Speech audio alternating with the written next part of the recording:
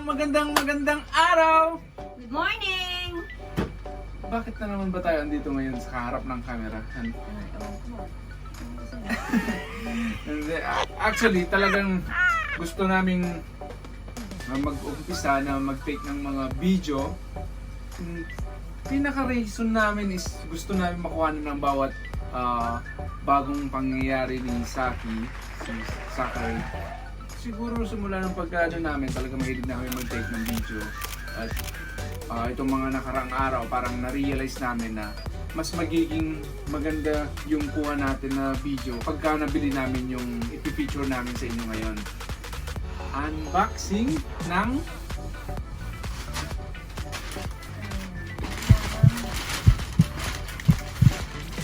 Stabilizer. Phone stabilizer. DJI OM4. Ito pa. Ito na nga po siya. DJI OM4. Ito yung pinakauna namin actually na stabilizer. At bago lang ito, palalabas lang siya nung August 26. Hindi kami nagkamali, August 26 siya.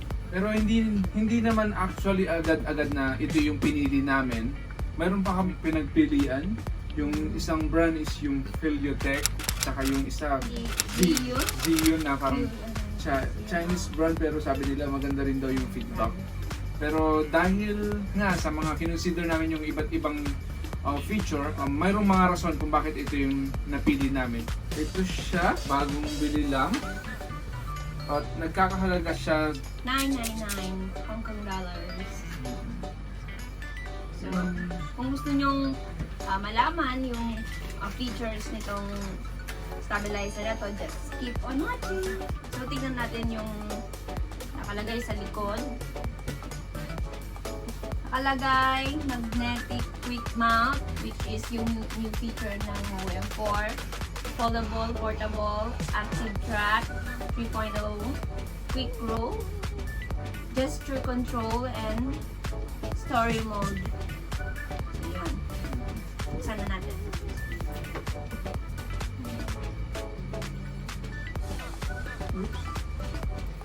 Sa Broadway namin siya nabili dito sa Hong Kong. ito siya. Ayun, meron siyang Magnetic. Ito yung magnetic. Ito yung foldable na design. Mas magaan kumpara doon sa dati. Tsaka mas mag-grip din daw siya. then dito, create magnetic movements, which is the new feature of the DJI OM4. Tingnan natin. Ano siya? So, Wow. So ito yung alignment siya para alignment maging guide. center yung paglagay itong ring. Aside from that, ano pa ba nandito? Ito yung pandikit. Pandikit ng mga Cleaner ata din. cleaner pag ikakabit yung ring. Then, So, instructions manual. magnetic ring holder user guide. So may sarili siyang guide dun sa paglagay ng magnetic ring holder. Tapos kickstart guide manuals with different languages. Meron siyang pouch and wrist strap. Maganda to para hindi mahulog ba, no?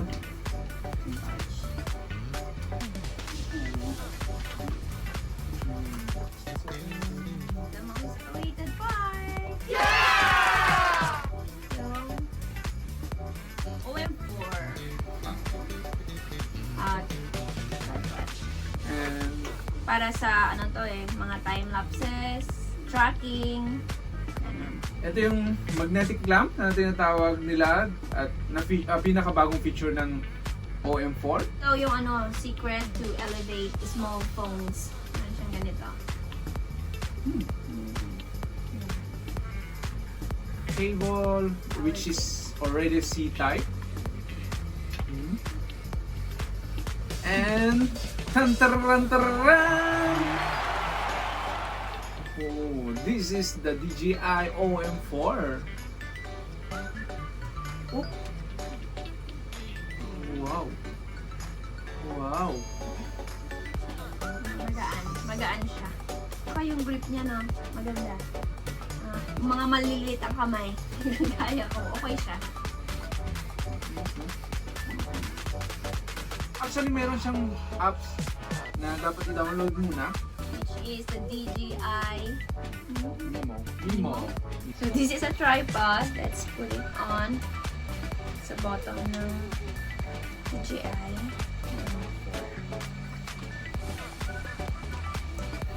And these are the main parts of the DJI OM4. Joystick, M button, shutter button, and this is the zoom slider and the trigger. And of course, charger port. This is a USB port. Pwede kang mag-charge kapag yung cellphone mo na lowbat na siya. Para siyang power bank. Power bank. It serves as power bank also. So, itatry natin siyang gamitin sa phone, which is, yung gamit namin is 11 Pro Max. Ito na lang. Ring. Dalawa Or yung choice nyo actually. magnetic clamp. So this time, gagamitin namin yung magnetic clamp.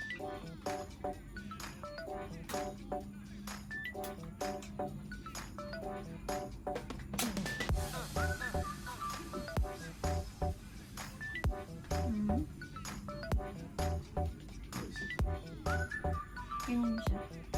So, try na natin siyang ikabit sa stabilizer. See? Ang lakas. So, one message. Actually, pinili ko na siya kung hindi. So, that's it for the unboxing of the DJI OM4. On our next vlog, ipapakita namin sa inyo lahat ng pwedeng gamit itong DJI OM4. So, see you in our next vlog.